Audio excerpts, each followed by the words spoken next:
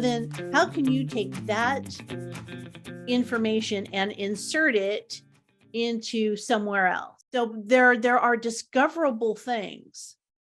So if I was going to go to the garden, metaphor, it's like you never know when you're going to find a basil plant in the middle of your tomatoes. So what are you going to do with that? How are you going to make use of it? And so I like that. I like that thought. Another thought that perhaps you might want to consider is when you think about sowing information, or rather nurturing information, what if you popped into different communities and just planted a question? What are you looking for this week? What are you hoping to learn? What are you hoping to achieve? What's your big target this week? And just kind of drop that question in and see where it goes. And encourage the champions that that are in these communities to perhaps ask those sorts of questions, right?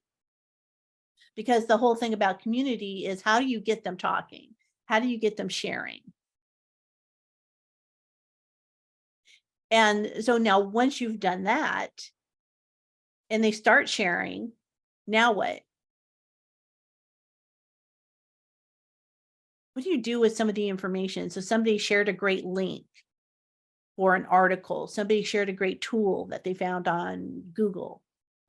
What do you do with that information? I usually add it as a favorite, or I have like a notebook that is about like, links, favorites, how-to tips, whatever I want to call it, you know, and save them in one place or in a spreadsheet so I can go back to it later. Mhm.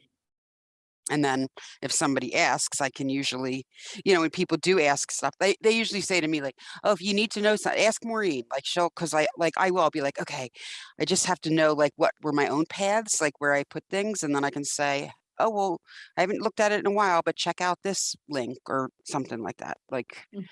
you know.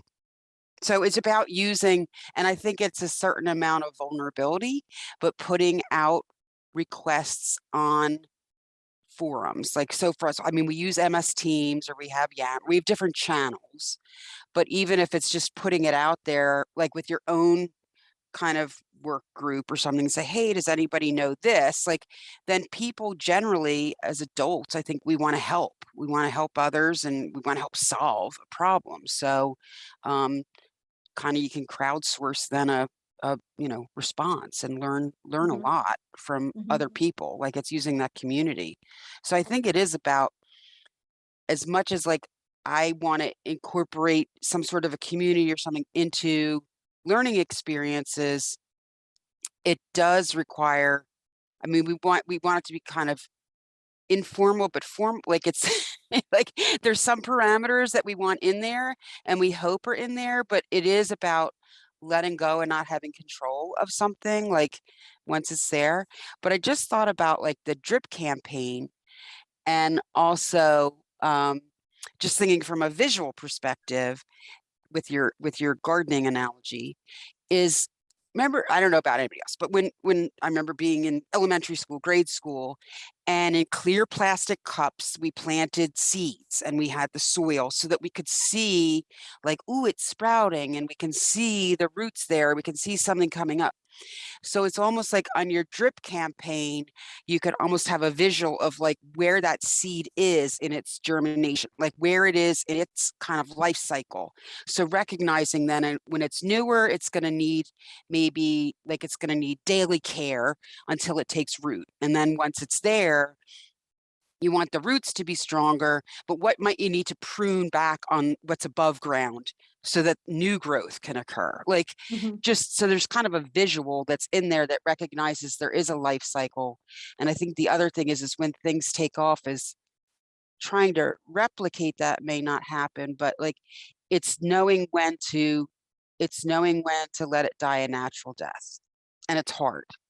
Mhm. But to make room for new growth, sometimes you have to let the old Right. one, you know. People will move in and out of communities, Mhm. just like this one. You know, there are people who always show up. There are people who show up by topic. There are people who, if they have the time, they show up. Everybody has value.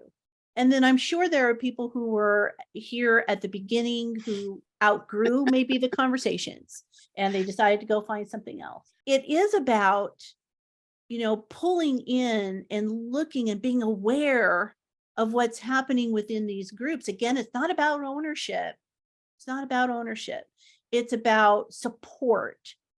And if you realize that something needs a little extra oomph, can you do that? And can you help point people in the direction?